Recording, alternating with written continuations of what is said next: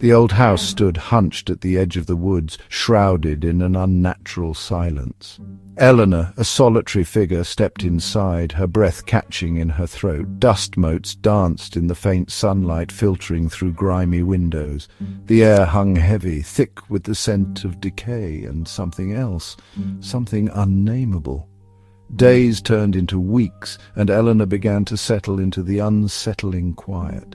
She busied herself with unpacking, each creak of the floorboards, each sigh of the wind against the window panes sending shivers down her spine. She couldn't shake off the feeling of being watched, of unseen eyes following her every move. The first whisper came as Eleanor was drifting off to sleep. A soft, sibilant murmur just on the edge of hearing. Her eyes snapped open, heart-pounding, silence. She tried to dismiss it as a trick of the old house settling, but a knot of dread tightened in her stomach. The whispers returned each night, growing bolder, more insistent. Sometimes they seemed to emanate from the walls themselves, other times from the empty space beside her bed. Sleep became an elusive dream, replaced by a constant gnawing fear.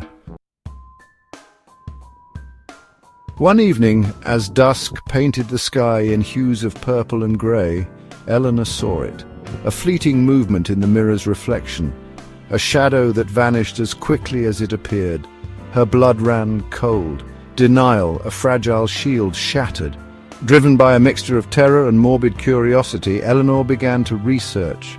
Old newspaper clippings, local folklore, whispered tales of a tragedy that had befallen the house long ago. Each piece of information only deepened the mystery, pulling her further into the house's dark embrace. The climax came on a night when the wind howled like a banshee and rain lashed against the windows. The whispers had escalated into a cacophony of voices swirling around her, suffocating her. Then it appeared, a figure translucent, shimmering, its eyes burning with a cold, ethereal light. Eleanor stared, paralyzed with fear, as the entity glided towards her, its voice a chilling whisper that seemed to seep into her very bones. "This is my house!" it hissed.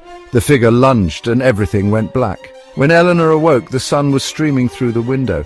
Had it all been a nightmare? She reached out to switch off the bedside lamp and froze.